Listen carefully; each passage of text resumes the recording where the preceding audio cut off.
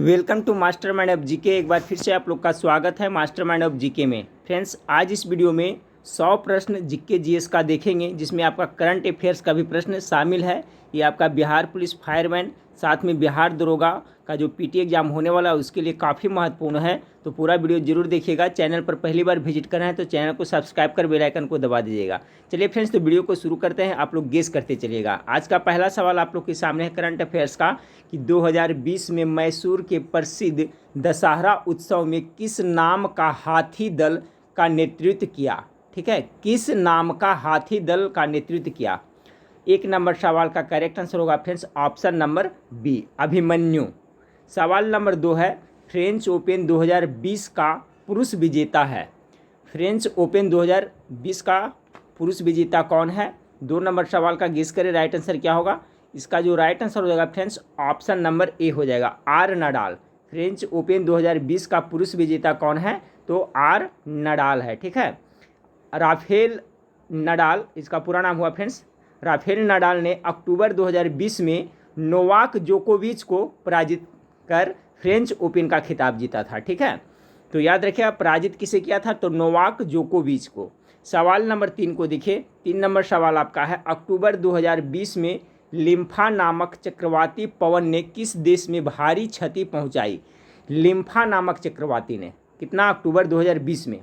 तो 3 नंबर सवाल का जो करेक्ट आंसर होगा ऑप्शन नंबर ए, वियतनाम में आया था। ये लिम्फा नामक चक्रवाती पवन तबाही कहाँ मचाया था 2020 में, तो वियतनाम में। 4 नंबर सवाल को देखिए। वर्ष 2020 को अर्थशास्त्र का नोबेल पुरस्कार प्राप्त हुआ। बहुत इंपॉर्टेंट सवाल है फ्रेंड्स। नोबेल पुरस्कार किसको मिला है 2020 में, इसका कॉन्सेप्ट सभी का क्लियर रखिएगा। एक क्वेश्चन इससे पूछा जाएगा अवश्य, कोई भी प्रतियोगिता परीक्षा हो। 4 नंबर सवाल का राइट आंसर क्या होगा। वर्ष 2020 को अर्थशास्त्र का नोबेल पुरस्कार प्राप्त किसे हुआ। 4 नंबर सवाल का करेक्ट आंसर हो जाएगा फ्रेंड्स ऑप्शन नंबर ए हो जाएगा, पॉल आर मिलग्रोम को प्राप्त हुआ। सवाल नंबर 5 देखिए। वाचस्पति पुरस्कार किस क्षेत्र में प्राप्त होता है। कौन सा पुरस्कार, तो वाचस्पति पुरस्कार। 5 का करेक्ट आंसर होगा संस्कृत साहित्य में वाचस्पति पुरस्कार दिया जाता है। ऑप्शन नंबर ए इसका करेक्ट आंसर होगा। सवाल नंबर 6 को देखिए। 66वें राष्ट्रीय फिल्म पुरस्कार में सर्वश्रेष्ठ फिल्म का पुरस्कार प्राप्त हुआ। किसको प्राप्त हुआ। 66 का जो करेक्ट आंसर हो जाएगा फ्रेंड्स 6 का जो करेक्ट आंसर हो जाएगा ऑप्शन नंबर ए, अंधाधुन। ठीक है, 66वें राष्ट्रीय फिल्म पुरस्कार में सर्वश्रेष्ठ फिल्म का पुरस्कार अंधाधुन को प्राप्त हुआ। सवाल नंबर 7 को देखें कि 2020 का आईपीएल कहाँ आयोजित किया गया। 7 नंबर सवाल का जो करेक्ट आंसर हो जाएगा ऑप्शन नंबर सी। ठीक है, कहाँ किया गया था, तो संयुक्त अरब अमीरात में 2020 का आईपीएल खेला गया। Option number C correct answer हो गया। सवाल नंबर 8 को देखिए। वैश्विक सामाजिक गतिशील सूचकांक 2020 में भारत का स्थान है। कौन सा स्थान है। 8 का करेक्ट आंसर हो जाएगा 76वां स्थान। ऑप्शन नंबर बी इसका करेक्ट आंसर होगा। सवाल नंबर 9 को देखिए। अरब जगत का प्रथम परमाणु ऊर्जा संयंत्र कहाँ स्थापित किया गया है। अरब जगत का 9 का correct answer option number A होगा, बराकाह में स्थापित किया गया है। ठीक है, ये बराकाह है जो संयुक्त अरब अमीरात में पड़ता है फ्रेंड्स, याद रखिएगा। तो अरब जगत का प्रथम परमाणु ऊर्जा संयंत्र बराकाह में स्थापित किया गया, जो आपका संयुक्त अरब अमीरात में पड़ता है। 10 नंबर सवाल को देखिए। जुलाई 2020 में किस देश को विश्व व्यापार संगठन ने पर्यवेक्षक का दर्जा दिया। ठीक है, विश्व व्यापार संगठन WTO ने किसे पर्यवेक्षक का दर्जा दिया फ्रेंड्स, तो गेस करें 10 नंबर सवाल का।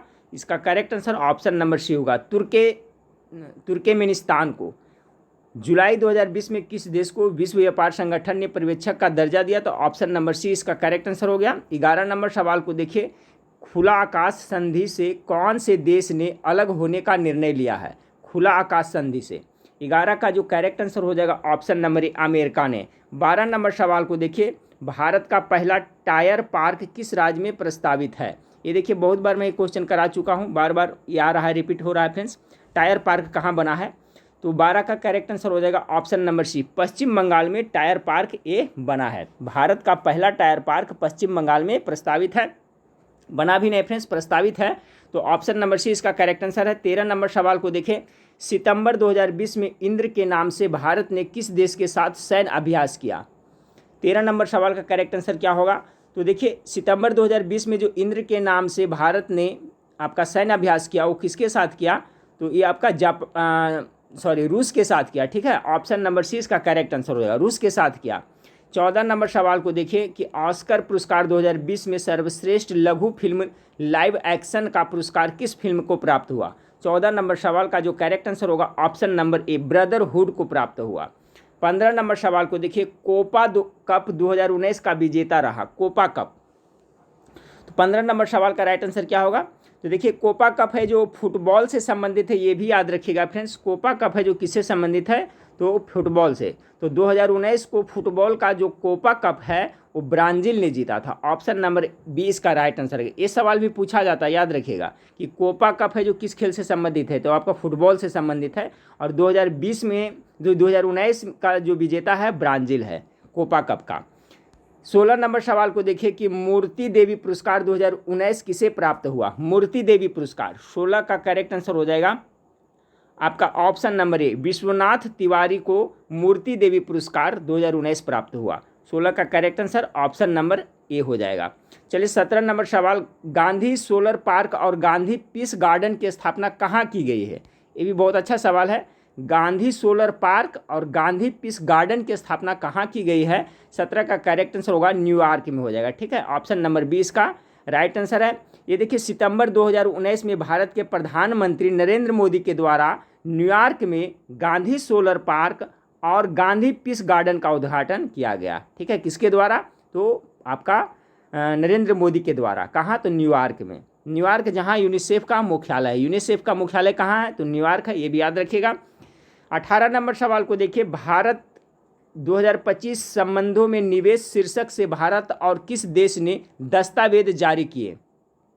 भारत 2025 संबंधों में निवेश शीर्षक से, कौन सा शीर्षक से? तो निवेश शीर्षक से भारत और किस देश ने दस्तावेज जारी किया है?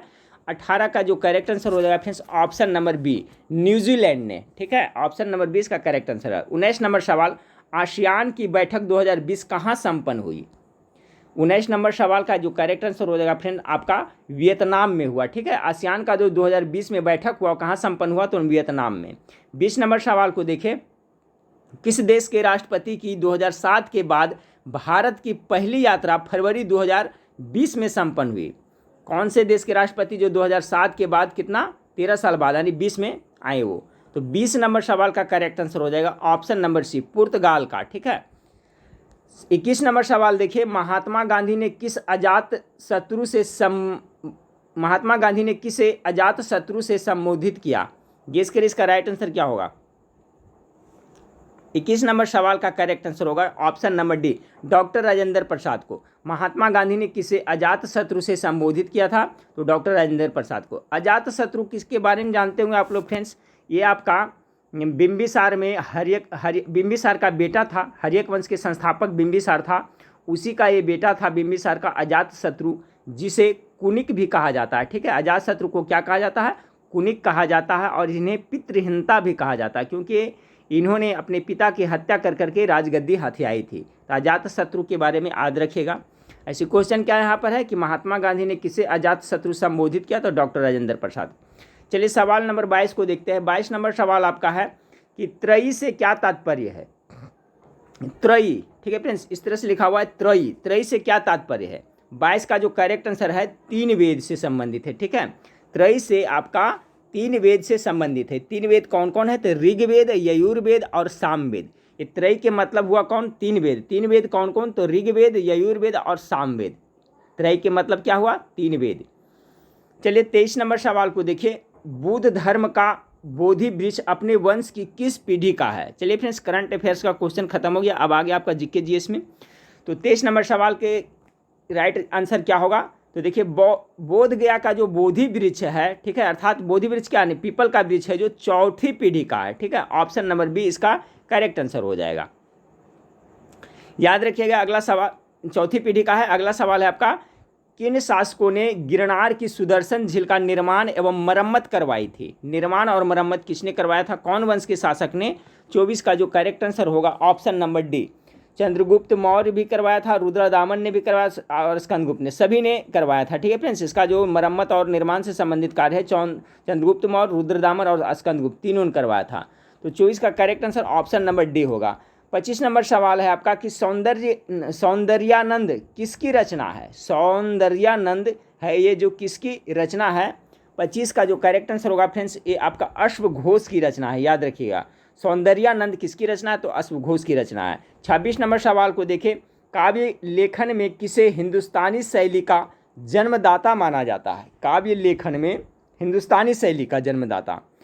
26 नंबर सवाल का क्या होगा? राइट आंसर गेस करिए। तो 26 का जो करेक्ट आंसर हो जाएगा ऑप्शन नंबर बी, अमीर खुसरो को हिंदुस्तानी शैली का जन्मदाता माना जाता है। ठीक है, ऑप्शन नंबर बी इसका करेक्ट आंसर होगा। 27 नंबर सवाल को देखिए, अनुव्रत सिद्धांत का प्रतिपादक था।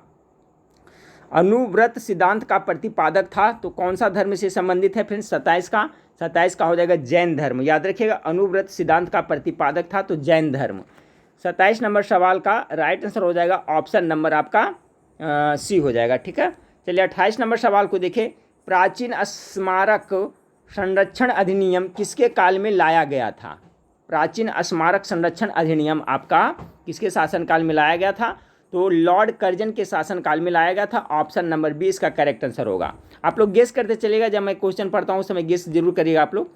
निम्नांकित में से किसे भारतीय अशांति का जनक कहा जाता है? चलिए गेस करें फ्रेंड्स, भारतीय अशांति का जनक किसे कहा जाता है? 29 नंबर सवाल। और ये क्वेश्चन मैं आपका लाइव क्लास में भी लिया हूँ। ठीक है फ्रेंड्स, जो मेरा दूसरा चैनल है स्टडी फॉर कंपटीशन, उसमें लाइव क्लास में क्वेश्चन मैं शामिल किया था। तो चलिए बताएं इसका राइट आंसर है। और मैंने बताया था कि किसने उसको भारतीय शांति का जनक भी कहा, ये भी बताया था। चलिए आज भी देख लेते हैं। तो 29 नंबर सवाल का करेक्ट आंसर क्या हो जाएगा फ्रेंड्स? तो ऑप्शन नंबर बी हो जाएगा। भारतीय शांति का जनक कहा जाता है लोकमान्य तिलक को, और वैलेंटाइन सिरोल ने तिलक को भारतीय शांति का जनक कहा था। किसने कहा था फ्रेंड्स? तो वैलेंटाइन, ठीक है, वैलेंटाइन सिरोल ने कहा था। ठीक है, वैलेंटाइन किसने? तो सिरोल ने, वैलेंटाइन सिरोल ने आपको लोकमान्य तिलक को, ठीक है, क्या कहा था? भारतीय शांति का जनक कहा था। ऑप्शन नंबर 20 का करेक्ट आंसर है, याद रखिएगा। 30 नंबर सवाल को देखिए कि निम्नलिखित में से सबसे बाद में क्या हुआ? सबसे बाद में क्या हुआ? 30 नंबर सवाल का सहायक संधि है, अनुशूलन समिति का गठन है, इंडियन पैट्रियाटिक की स्थापना है और लाहौर षड्यंत्र के है। तो 30 नंबर सवाल का राइट आंसर क्या होगा फ्रेंड्स? गेस करें। इसमें कह रहा है निम्नलिखित में सबसे बाद में क्या हुआ, तो सभी का मैं बता देता हूं फ्रेंड्स, तो आपको कॉन्सेप्ट क्लियर होगा। ऐसे इसका जो राइट आंसर होगा ऑप्शन नंबर डी होगा। लाहौर षड्यंत्र है जो सबसे बाद में हुआ था। लाहौर षड्यंत्र कब हुआ था? तो 1928 ईस्वी में हुआ था, याद रखिएगा। लाहौर षड्यंत्र कितना में हुआ था? तो 1928 में हुआ था। अब देखिए फ्रेंड्स इसमें क्या कर रहा है? सहायक संधि। तो सहायक संधि लॉर्ड वेलेस्ली के समय में हुआ था, ये आपको 1798 ईस्वी में हुआ था, याद रखिएगा। 1798 में सहायक संधि हुआ था, इसको याद रखिएगा। उसके बाद में आपका बच गया क्या फ्रेंड्स? आपका अनुशूलन समिति, ठीक है। लाहौर षड्यंत्र हो गया कितना में फ्रेंड्स? तो आपका 1928 ईस्वी में। और जो सहायक संधि जो लॉर्ड वेलेस्ली प्रारंभ किया था, कितना में किया था फ्रेंड्स? तो 1798 में। और बच गया इंडियन पैट्रियाटिक एसोसिएशन की स्थापना कब हुआ था? तो ये हुआ था 1888 ईस्वी में हुआ था, ठीक है। कब हुआ था? 1888 ईस्वी में आपको ये हुआ था। और बच गया क्या? एक अनुशूलन समिति का गठन, तो इसका तो मुझे कंफर्म नहीं पता है फ्रेंड्स, ठीक है। तो याद रखिएगा सहायक संधि 1798 में हुआ था। उसके बाद में आपका इंडियन पैट्रियाटिक की स्थापना 1888 में हुआ था। और लाहौर षड्यंत्र हुआ था जब फ्रेंड्स, कब हुआ था? तो 1928 ईस्वी में हुआ था। तो सबसे बाद में आपका यही घटना हुआ था। तो ऑप्शन नंबर इसका है जो 30 का डी करेक्ट आंसर हो जाएगा। 31 नंबर सवाल को देखिए कि पंडित राम प्रसाद बिस्मिल को फांसी किस जेल में दी गई थी? 31 नंबर सवाल। 31 का जो राइट आंसर होगा फ्रेंड्स आपका राम प्रसाद बिस्मिल को ना, तो 31 का जो करेक्ट आंसर है ऑप्शन नंबर गोरखपुर के जेल में दिया गया था, ठीक है।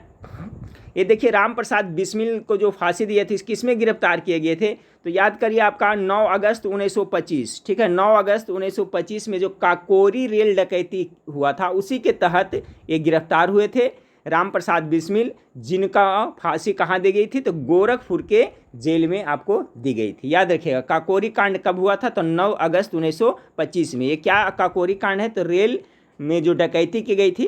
ठीक है, चलिए सवाल नंबर 32 को देखें कि निम्न में से सबसे पहले क्या हुआ। 32 नंबर सवाल को सबसे पहले इसमें क्या हुआ कह रहा है। तो इसमें सबसे पहले कह रहा है फ्रेंड्स, तो इसका जो करेक्ट आंसर है ऑप्शन नंबर बी हो जाएगा, पेशावर षड्यंत्र। पेशावर षड्यंत्र हुआ था कब? जब चौरा चौरी कांड हुआ था। कब हुआ था? 1922 में। तो 1922 में पेशावर षड्यंत्र आपका हो गया था। ठीक है, मेरठ षड्यंत्र कब हुआ था? तो ये हुआ था 1929 में मेरठ षड्यंत्र हुआ था। इसमें कह रहा है सबसे पहले ना, तो option number B correct answer हो जाएगा। उसके बाद में आपका है प्रत्यक्ष कार्यवाही दिवस कब मनाया गया था? तो मुस्लिम लीग ने प्रत्यक्ष कार्यवाही दिवस कब मनाया था? तो ये मनाया था आपका 16 अगस्त। 16 अगस्त याद रखिएगा, 16 अगस्त 1946 को ये मनाया था। ठीक है, मुस्लिम लीग ने प्रत्यक्ष कार्यवाही दिवस कब मनाया था? तो 16 अगस्त 1946 को। उसके बाद में आकर पेशावर षड्यंत्र बताएं फ्रेंड्स, अभी 1922 इसमें। मेरठ षड्यंत्र कब हुआ था? तो 1929 में हुआ था। और ये वीना दास द्वारा कुलपति पर गोली चलाना ये 1932 में हुआ था। तो सबसे पहले कौन हो गया आपका फ्रेंड्स? तो पेशावर षड्यंत्र। पेशावर षड्यंत्र कब? 1922 ईस्वी में। इसलिए correct answer option number B हो जाएगा। अगला सवाल को देखिए, 33 नंबर सवाल आपका है कि निष्क्रिय विरोध का सिद्धांत किसने प्रस्तुत किया? 33 का जो करेक्ट आंसर हो जाएगा option number B, Aurobindo Ghosh ने। निष्क्रिय विरोध का सिद्धांत का प्रतिपादन किसने किया, प्रस्तुत किसने किया? तो अरविंद घोष ने किया था, निष्क्रिय विरोध का सिद्धांत। याद रखिएगा, ऑप्शन नंबर बी करेक्ट होगा। 34 क्रांतिकारी जो हार्डिंग बम कांड में शामिल नहीं थे। कौन से क्रांतिकारी हैं जो हार्डिंग बम कांड में शामिल नहीं थे? 34 का करेक्ट आंसर हो जाएगा ऑप्शन नंबर बी, भगवती चरण बोहरा है जो हार्डिंग बम कांड में शामिल नहीं थे। बाकी अमीचंद, बाल मुकुंद और अवध बिहारी ये सभी है जो हार्डिंग बम कांड में शामिल थे। ठीक है फ्रेंड्स, तो इसका correct answer option number B हो जाएगा, भगवती चरण बोहरा। चलिए सवाल नंबर 35 देखिए, चंपारण एग्रेरियन कमेटी में कौन भारतीय शामिल थे? चंपारण एग्रेरियन कमेटी में 35 का जो करेक्ट आंसर हो जाएगा option number A, Gandhi ji थे शामिल। ठीक है, ऑप्शन नंबर ए करेक्ट होगा। 36 नंबर सवाल देखिए, बिहार प्रांतीय किसान सभा का गठन किसने किया? 36 का जो करेक्ट आंसर होगा option number A, Swami Sahajanand Saraswati. सभी को पता होगा फ्रेंड्स, बहुत बार मैं पढ़ा चुका हूँ कि बिहार प्रांतीय किसान सभा का गठन है जो किसने किया था? तो आपका स्वामी सहजानंद सरस्वती ने किया था। ठीक है, अगला सवाल देखिए, निम्न में से कौन बेमेल है, कौन सा सुमेलित नहीं है? 37 का जो करेक्ट आंसर क्या होगा? तो 37 का भारतीय किसान विद्यालय एनजी रंगा, ये तो सही है।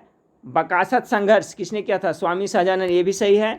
प्रथम महिला विश्वविद्यालय एमजी रनाडे, ये आपका सुमेलित नहीं है। ठीक है फ्रेंड्स, भारत के प्रथम महिला विश्वविद्यालय की स्थापना 1916 ईस्वी में हुआ था पूना में, और ये डी.के. कार्वे के द्वारा की गई थी, ना कि एमजी रनाडे के द्वारा। किसके द्वारा की गई थी फ्रेंड्स? तो डी.के. कार्वे, याद रखिएगा कौन? डी.के. कार्वे के द्वारा 1916 ईस्वी में किया गया था, इसलिए आपका ए बेमेल है। बाकी scientific society sir Syed Ahmad Khan, इसकी स्थापना इसने किया था, ये सुमेलित है। तो सभी को याद कर लीजिएगा फ्रेंड्स। भारतीय किसान विद्यालय कौन किए थे? तो एनजी रंगा ने किया था। बकासत संघर्ष कौन? तो स्वामी सहजानंद सरस्वती। और प्रथम महिला विश्वविद्यालय, यही इसका आंसर ए बेमेल है, क्योंकि इसका कौन बताया फ्रेंड्स? आपका डी.के. कार्वे ने किया था। और बाकी scientific society sir Syed Ahmad Khan. ठीक है, तो 37 का करेक्ट आंसर कौन बेमेल है? Option number C. अगला सवाल देखिए, 38 नंबर सवाल, भूदान आंदोलन का प्रारंभ किस राज्य से हुआ था? भूदान आंदोलन, 38 का राइट आंसर क्या होगा, गेस करिए। भूदान आंदोलन का प्रारंभ आपका आचार्य विनोबा भावे के द्वारा 1951 में, ठीक है, कितना 1951 में कहाँ से हुआ था? आंध्र प्रदेश से हुआ था। ऑप्शन नंबर ए इसका राइट आंसर होगा। ठीक है, क्वेश्चन पूछता है कि इनमें से कौन है जो भूदान आंदोलन से संबंधित है? याद रखें, विनोबा भावे द्वारा हुआ था भूदान आंदोलन। कहाँ सबसे प्रथम कहाँ हुआ था? तो प्रारंभ आंध्र प्रदेश में हुआ था। 39 नंबर सवाल को देखिए, 1919 में दिल्ली का जमा मस्जिद से कौन हिंदू नेता ने भाषण दिया था? 39 का जो करेक्ट आंसर होगा option number B, Swami Shraddhanand ने दिया था। ठीक है, 1919 में दिल्ली का जामा मस्जिद से आपका स्वामी श्रद्धानंद ने जो हिंदू नेता था, इन्होंने भाषण दिया था। ऑप्शन नंबर 20 का करेक्ट आंसर है। 40 नंबर सवाल को देखिए, किसका कथन है, इस मिसाइल में हम मुसलमानों को हिंदुओं से भिड़ा नहीं पाए? किसका कथन है यह कि इस मिसाइल में हम मुसलमानों को हिंदुओं से भिड़ा नहीं पाए? तो सवाल नंबर 40 का जो करेक्ट आंसर हो जाएगा ये कथन है आपका ऑप्शन नंबर सी, यानी कि एंचिसन का है, ठीक है, एंचिसन का ये कथन है। 41 नंबर सवाल को देखिए कि भारत का निम्न में से कौन विश्व धरोहर में शामिल नहीं है। विश्व धरोहर में कौन शामिल नहीं है, तो बाकी सरिस्का है जो विश्व धरोहर में शामिल नहीं है, बाकी फूलों की घाटी, नंदा देवी, नीलगिरी ये सभी है जो आपका यूनेस्को के जो विश्व धरोहर सूची है उसमें ये सब शामिल है। बाकी जो यूनेस्को के विश्व धरोहर सूची में राजस्थान का जो सरिस्का अभयारण्य है, याद रखिएगा ये सरिस्का अभयारण्य है जो राजस्थान में पड़ता है, तो ये है जो उसमें शामिल नहीं है। बाकी नंदा देवी जीव मंडल जो आपका नंदा देवी जीव मंडल जो कहाँ पड़ता है, उत्तराखंड में, ये आपका शामिल है। नीलगिरी जीव मंडल जो आपका कहाँ पड़ता है, तमिलनाडु में, ये भी शामिल है। और फूलों की घाटी कहाँ पड़ता है, उत्तराखंड में पड़ता है, जो विश्व विरासत में स्थान प्राप्त है, इसे ये शामिल है। इसमें बहुत सारा सीखने को मिला फ्रेंड्स, एक बार पुनः रिपीट करूँगा, याद करिएगा। भारत का निम्न में से कौन सा विश्व धरोहर में शामिल नहीं है, तो सरिस्का। ये सरिस्का अभयारण्य कहाँ है, तो राजस्थान में पड़ता है। नीलगिरी है जो आपका जीवमंडल है जो कहाँ पड़ता है, तो याद रखिएगा तमिलनाडु में पड़ता है, पूछा जाता है।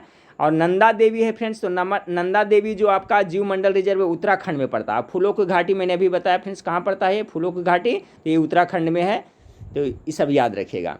चलिए अगला सवाल, निम्न में से कौन सुमेलित नहीं है। सवाल नंबर 42 को देखिए, कौन सा है जो इसमें सुमेलित नहीं है, तो देखिए आपका अंधापन नियंत्रण हेतु राष्ट्रीय कार्यक्रम 1976 में ये सुमेलित है। समन्वित बाल विकास योजना 1975 ये भी सुमेलित है। राष्ट्रीय कुष्ठ निवारण कार्यक्रम 1980 ये आपका गलत है, क्योंकि राष्ट्रीय कुष्ठ निवारण कार्यक्रम 1983 में शुरू हुआ था। कितना में, 1983 में, न कि 80 में, इसलिए right answer option number C हो जाएगा। ये सुमेलित नहीं है। तो राष्ट्रीय कुष्ठ निवारण कार्यक्रम कब हुआ था, 1983 में, से याद रखेगा। और लास्ट में राष्ट्रीय ग्रामीण स्वास्थ्य मिशन 2005 में चला गया था, ये भी सही है। ठीक है फ्रेंड्स, सभी याद रखिएगा। 43 नंबर सवाल है, ओलंपिक खेल में भारत ने हॉकी का स्वर्ण पदक अंतिम बार कब जीता, अंतिम बार, ठीक है, उसके बाद से अभी तक नहीं जीता है। 43 का करेक्ट आंसर हो जाएगा फ्रेंड्स ऑप्शन नंबर सी हो जाएगा। 1980 में स्वर्ण पदक जीता था, उसके बाद से नहीं जीता है। 16 गज का हिट पद किस खेल से जुड़ा हुआ है। चलिए बहुत अच्छा है फ्रेंड्स, लॉलीपॉप क्वेश्चन है। 16 गज का हिट पद किस खेल से जुड़ा हुआ है। 44 का correct answer option number A, hockey से जुड़ा हुआ है। 45 नंबर सवाल, दक्षिण भारत में सर्वाधिक गन्ना उत्पादक राज्य कौन सा है। गेस करें फ्रेंड्स 45 नंबर सवाल का राइट आंसर क्या होगा। इसका जवाब आप लोग हमें कमेंट करके बताइएगा, ठीक है। ये मैं पहले भी बताया था, इसमें भी आप लोग कंफ्यूज हुए थे। तो दक्षिण भारत में अगर सर्वाधिक गन्ना उत्पादक राज्य पूछे तो कौन होगा, गेस करिए। इसका जवाब हमें आप कमेंट करके बताइएगा। आंध्र प्रदेश होगा या महाराष्ट्र होगा या ओडिसी होगा या तमिलनाडु होगा। तो 45 नंबर सवाल का हमें आप जवाब कमेंट करके बताया। दक्षिण भारत में सर्वाधिक गन्ना उत्पादक राज्य, पूरे भारत में कहेगा फ्रेंड्स तो आपका यूपी हो जाएगा, ठीक है, लेकिन पूछा जा रहा है दक्षिण भारत में, तो दक्षिण भारत में कौन सा राज्य है जो गन्ना का ज़्यादा उत्पादन करता है। इसका जवाब हमें आप बताइएगा कमेंट करके। 45 का करेक्ट आंसर क्या होगा। 46 नंबर सवाल को देखिए कि ग्रैंड स्लैम जूनियर प्रतियोगिता जीतने वाले प्रथम भारतीय थे, कौन थे। 46 का जो करेक्ट आंसर हो जाएगा option number C, Ramanathan Krishnan. 46 का correct answer option number C होगा। 47 नंबर सवाल देखिए, लोक सत्ता कहाँ का समाचार पत्र है। लोक सत्ता 47 का जो करेक्ट आंसर हो जाएगा फ्रेंड्स ऑप्शन नंबर सी, ये महाराष्ट्र का है, ठीक है। लोक सत्ता मुंबई यानी महाराष्ट्र में मराठी भाषा में प्रकाशित होने वाला समाचार पत्र है। ये जो लोक सत्ता पूछा जाता है कि लोक सत्ता किस भाषा में प्रकाशित होता है, तो मराठी भाषा में प्रकाशित होता है। और कहाँ होता है, तो महाराष्ट्र में होता है।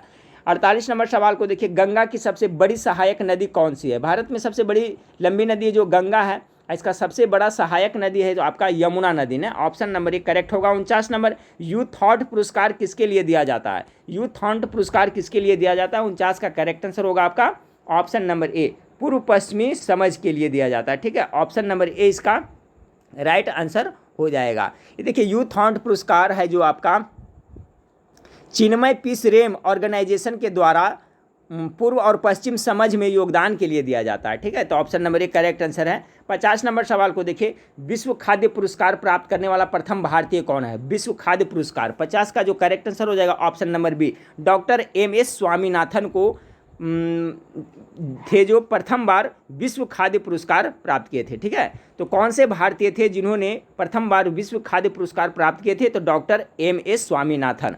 चलिए सवाल नंबर 51 को देखिए, कह रहा है फ्रेंड्स इतना में कितने 1/12 है, ठीक है। इतना में कितने 1/12 है, तो देखिए सिंपल सा है फ्रेंड्स, इसको सोल्व करिएगा तब बन जाएगा। 51 का जो करेक्ट आंसर आएगा आपका ऑप्शन नंबर सी आएगा, ठीक है। इतना में कितने 1/12 है, इसको हल करिएगा तो आपका बन जाएगा। चलिए अगला सवाल देखते हैं फ्रेंड्स। इसको इस तरह से हल कर सकते हैं, जैसे इसको देखिए देख लेते हैं। 8.3/4 है, इतना में कितने 1/12 है, तो इतना में 1/12 से इस तरह से कर दीजिएगा, ठीक है।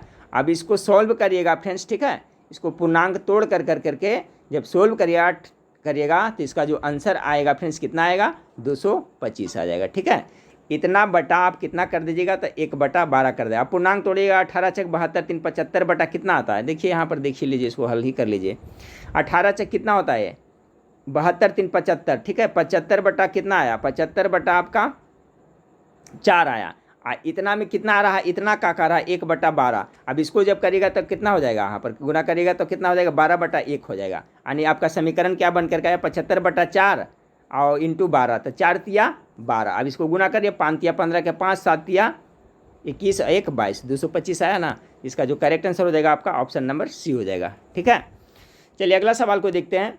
52 नंबर सवाल को देखिए। भारत की जनगणना 2011 के अनुसार जनसंख्या घनत्व कितना था, 52 नंबर सवाल का। 52 का जो करेक्ट आंसर होगा फ्रेंड्स ऑप्शन नंबर ए हो जाएगा, ठीक है। 382 व्यक्ति प्रति वर्ग किलोमीटर।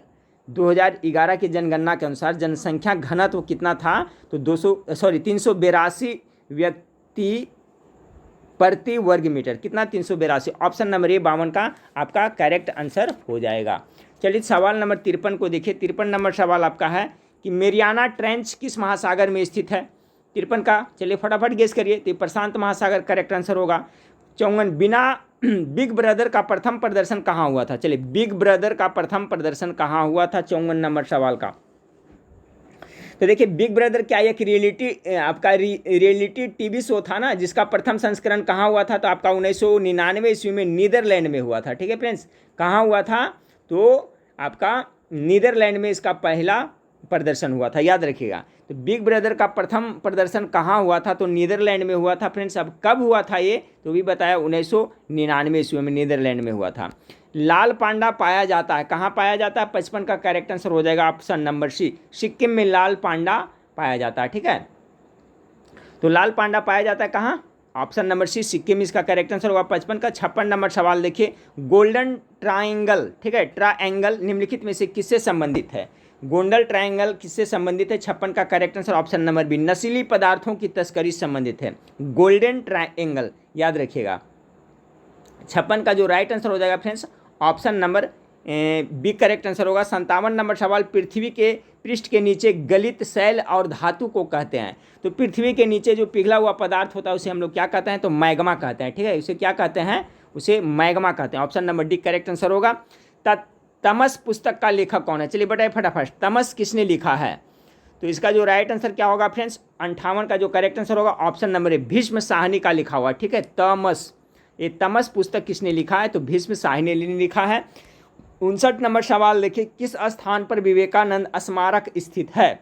59 नंबर सवाल का जो करेक्ट आंसर हो जाएगा फ्रेंड्स विवेकानंद स्मारक आपका Kanyakumari. Option number D correct answer होगा। इक्केबान क्या है, 60 का करेक्ट आंसर हो जाएगा। इक्केबान है जो जापानी पुष्प सजा है, ठीक है, सज्जा है। यानी 60 नंबर सवाल का राइट आंसर है जो option number C correct answer हो जाएगा। इक्केबान एक प्रकार का पुष्प सजा है जो जापान की कला है, ठीक है। जापान सजा की जापानी कला है, ये आपका जापानी कला से संबंधित है, याद रखिएगा इक्केबान। 61 नंबर सवाल देखिए। मपूतो किस देश की राजधानी है। मपूतो किस देश की राजधानी है। 61 का करेक्ट आंसर मोजाम्बिक के, ठीक है। मोजाम्बिक की राजधानी क्या है, मपूतो। 62 नंबर सवाल को देखिए। संयुक्त राष्ट्र संघ की एजेंसी कौन सी नहीं है। संयुक्त राष्ट्र संघ की एजेंसी कौन सी नहीं है। 62 का राइट आंसर क्या होगा, तो देखिए यूनिसेफ तो आपका है फ्रेंड्स, IFC भी है, सीरो भी है, ओपेक है जो आपका संयुक्त राष्ट्र संघ की एजेंसी नहीं है, याद रखिएगा, ठीक है। ओपेक है जो क्या है, ये आपका तेल उत्पादक एवं निर्यातक देश का संगठन है। ओपेक है जो क्या है, एक तेल उत्पादक एवं निर्यातक देश का संगठन है फ्रेंड्स। और इसकी स्थापना आपका 1960 ईस्वी में हुआ था।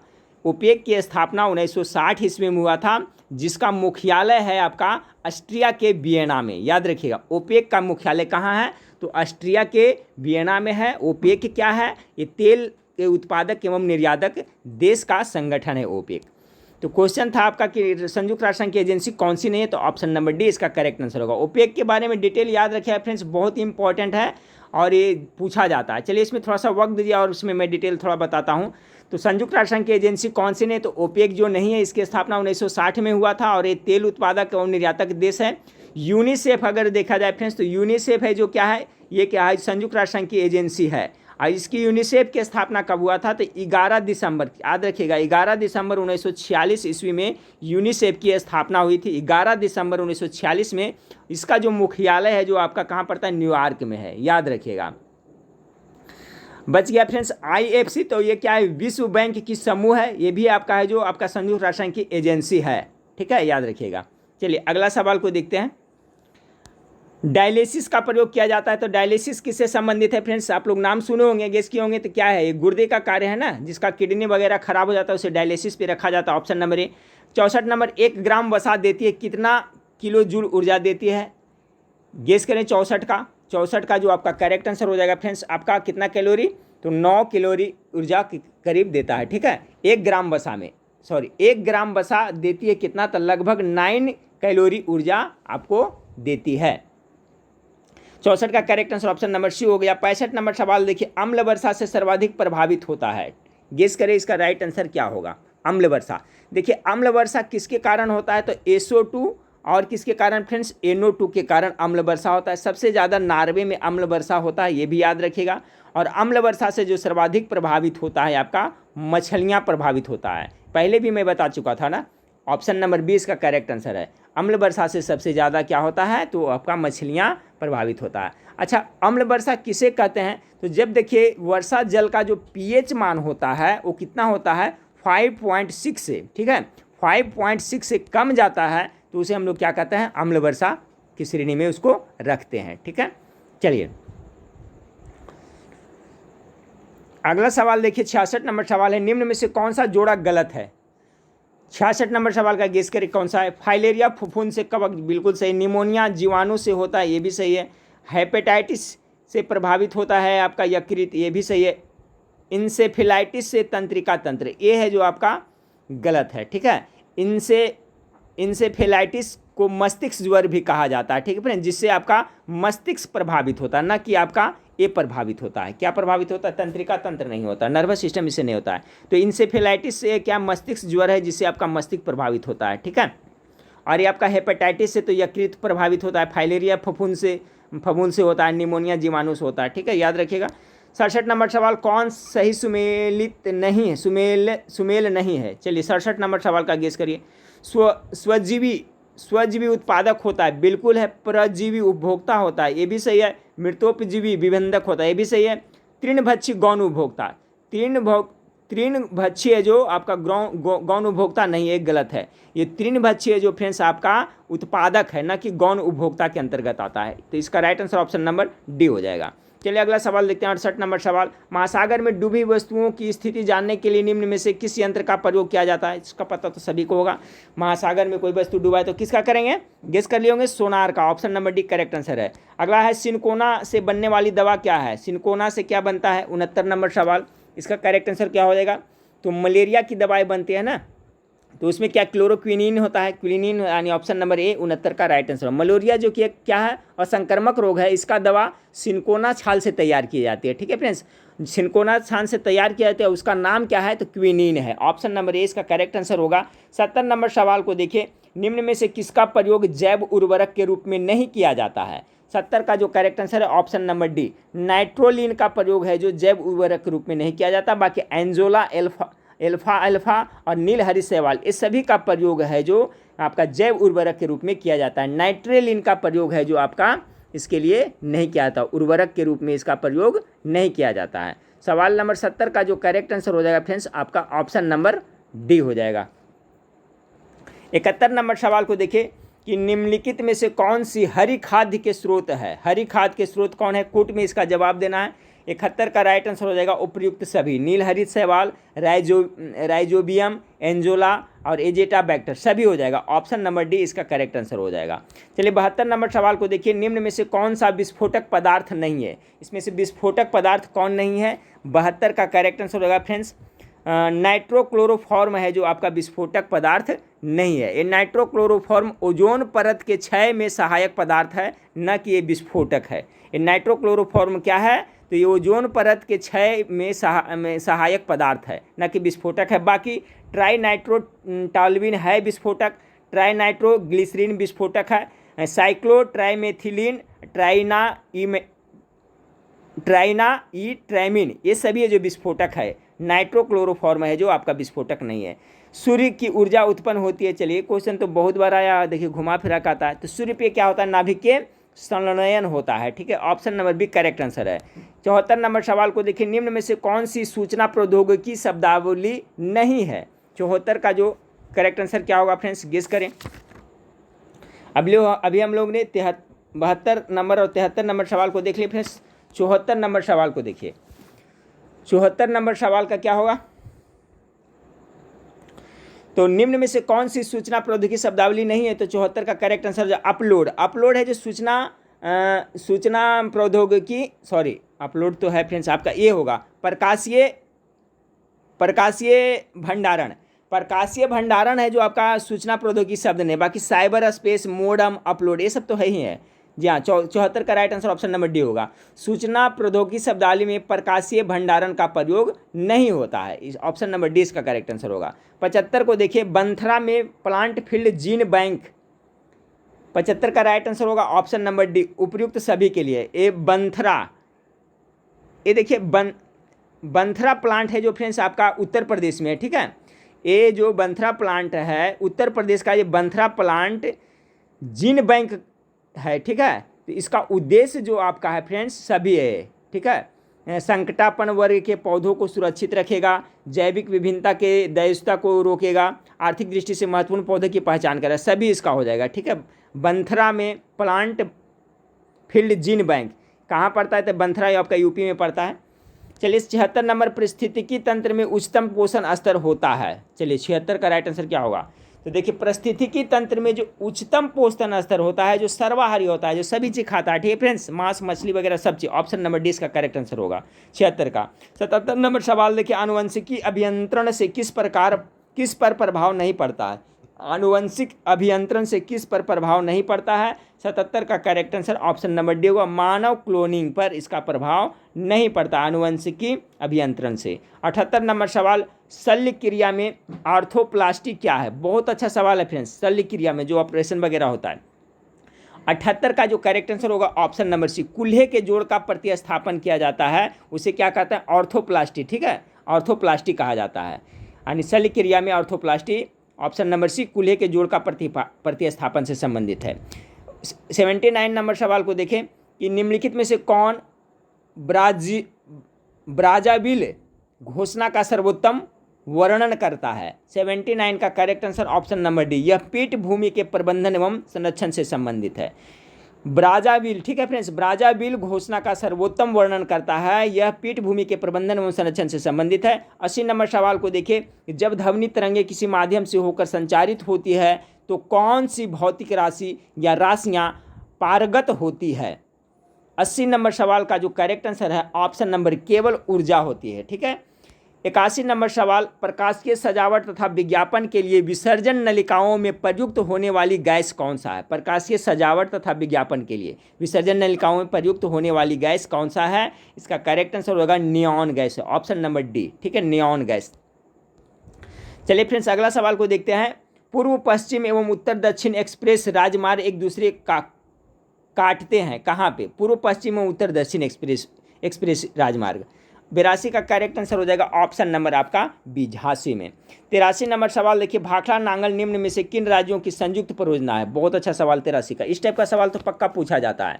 तो देखिए जो भाखड़ा नांगल परियोजना है वो हरियाणा, पंजाब तथा राजस्थान, 3 राज्यों की मुख्य ये संयुक्त परियोजना। याद रखिएगा, भाखड़ा नांगल सतलज नदी पर है, ये हरियाणा, पंजाब तथा राजस्थान तीनों से है, ठीक है। 84 नंबर सवाल देखिए, उच्चतम लवणता पाई जाती है, उच्चतम लवणता कहाँ सबसे पाई जाती है फ्रेंड्स? तो आपका 84 का करेक्ट आंसर हो जाएगा।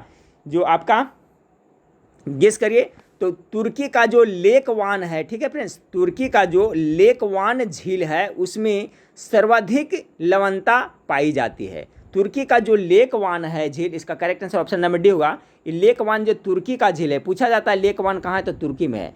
तो तुर्की का जो लेक वान झील है उसमें सर्वाधिक लवणता पाई जाती है, और इसमें लवणता का जो प्रतिशत है फ्रेंड्स, देखिएगा पढ़े होंगे आप, 330% लगभग है। कितना? 330%, याद रखिएगा। तो उच्चतम लवणता पाई जाती है कहाँ, तो तुर्की के लेकवान झील में, जिसमें लवणता की प्रतिशत 330% है, ठीक है।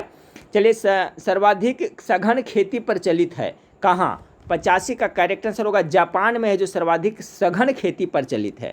86 नंबर सवाल को देखिए, राज्यपाल द्वारा जारी अध्यादेश को किसकी सहमति प्राप्त करना आवश्यक होता है? राज्यपाल द्वारा जारी अध्यादेश, 86 का करेक्ट आंसर ऑप्शन नंबर विधानमंडल के द्वारा आपका सहमति प्राप्त, विधानमंडल का सहमति प्राप्त करना आवश्यक होता है। राज्यपाल द्वारा जारी अध्यादेश किसकी सहमति प्राप्त करने का आवश्यक है, तो ऑप्शन नंबर सी इसका करेक्ट आंसर। चलिए 87 नंबर सवाल को देखिए, 87 नंबर सवाल है, चश्मा बनने में प्रयोग किया जाने वाला प्रकाशीय कांच किससे बना होता है? चश्मा वाला, चलिए 87 का हो जाएगा क्या? फ्लिंट कांच होता है, ठीक है फ्रेंड्स। इसका जो राइट आंसर हो जाएगा, चश्मा बनाने में प्रयोग किया जाने वाला प्रकाशीय कांच फ्लिंट कांच होता है। ऑप्शन नंबर ए इसका करेक्ट आंसर हो जाएगा। चलिए अगला है फ्रेंड्स, विदेशी क्षेत्र को भारतीय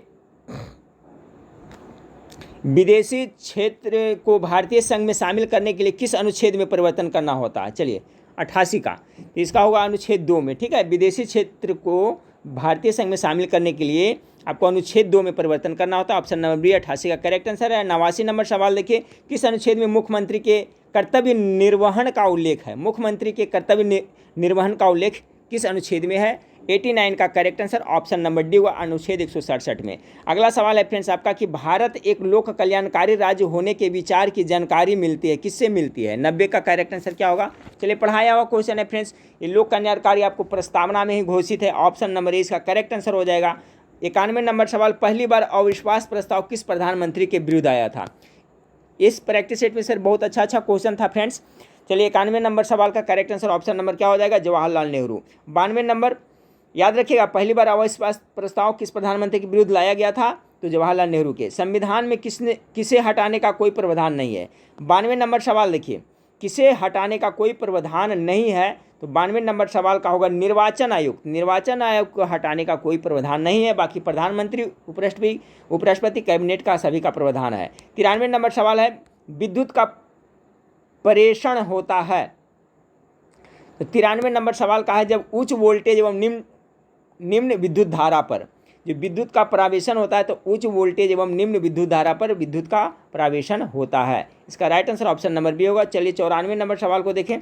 94 नंबर सवाल आपका है कि हिंदू विकास दर किससे संबंधित है? हिंदू विकास दर, 94 का करेक्ट आंसर होगा राष्ट्रीय आय से है। ये पहले भी मैं करा चुका हूँ क्वेश्चन। हिंदू विकास दर है जो आपका राष्ट्रीय आय से संबंधित है। 95 नंबर सवाल को देखिए, मुद्रास्फीति के नियंत्रण की विधि नहीं है, कौन सा विधि नहीं है? 95 का ब्याज दर में कमी करना है, जो मुद्रास्फीति के नियंत्रण के विधि या नियम नहीं है। बाकी मांग पर नियंत्रण, मुद्रा की पूर्ति पर नियंत्रण, वस्तुओं का राशनिंग, ये सभी है। तो ऑप्शन नंबर सी इसका करेक्ट आंसर होगा। 96 नंबर, निम्नांकित में से कहाँ आयनवर्तीय वर्षा वन पाया जाता है? आयनवर्तीय वर्षा वन, 96 का correct answer option number A, Congo घाटी में आयनवर्तीय वर्षा वन पाया जाता है। 97 नंबर सवाल देखिए, दक्षिण एशिया का सबसे बड़ा मरुस्थल कौन है? 97 दक्षिण एशिया का कह रहा है ना, दक्षिण एशिया का आपका थार हो जाएगा। एशिया का सबसे बड़ा मरुस्थल है जो गोबी है, याद रखिएगा फ्रेंड्स। एशिया अगर खाली पूछे तो गोबी हो जाएगा, लेकिन दक्षिण एशिया का सबसे बड़ा मरुस्थल रहेगा तो आपका थार हो जाएगा। अगला सवाल देखिए, 2-3 सवाल मैथ से है फ्रेंड्स, देख लीजिए इसको। चक्रवृद्धि ब्याज 12.5% वार्षिक दर से 3 वर्ष के बाद दे इतना रुपया का आरंभिक, यानी कि इसमें देखिए दर दिया हुआ है, समय दिया हुआ है, ये आपका दे इतना है, यानी मिश्रधन दिया हुआ है। तो आरंभिक मूल्य क्या होगा, यानी आपका मूलधन पूछा जा रहा है। तो देखिए एक फार्मूला होता है फ्रेंड्स, ए बराबर क्या होता है? P × 1 + R/100 होता है, ठीक है। यहाँ पर क्या होता है? यहाँ पर T होता है, तो इस फार्मूला पर कर दिया सेट तो आपका पी का वैल्यू निकल जाएगा, वही इसका आंसर होगा। ठीक है, अब ए कितना दिया हुआ है इसको सेटिंग कर लिए। ए कितना दिया हुआ है तो 7290 दिया हुआ है फ्रेंड्स। इसके बाद में पी तो आपको निकालना ही है, 1 प्लस 12.5% यानी कि आपका 25/2 हो गया, 25/2 और ये प्रतिशत करिएगा तो यहाँ पर 2 शून्य हो जाएगा, 100 आएगा। यहाँ पर क्या होगा आपका समय 3 वर्ष है। अब इसको हल करिएगा फ्रेंड्स तो आपको आंसर आ जाएगा। तो 98 नंबर सवाल का जो करेक्ट आंसर आएगा आपको 5120 रुपया इसका आंसर आएगा, 98 का सी आएगा। ठीक है, चलिए आप अगला सवाल 99 नंबर सवाल है। ये तो सिंपल है फ्रेंड्स, करा x इंटू 40% इक्वल टू 500 का 10% के समय x का मान कर लीजिए। यहाँ पर x का 40% है ना, तो कितना हो जाएगा 40x बटा कितना 100 हो जाएगा, बराबर है 500 का 10%, 10 बटा कितना हो जाएगा 100 हो जाएगा। इससे काट दिए यानी कितना हो जाएगा, ये साइड में आपका 50 आ गया, यानी 40x बटा 100 बराबर कितना आया 50 आया।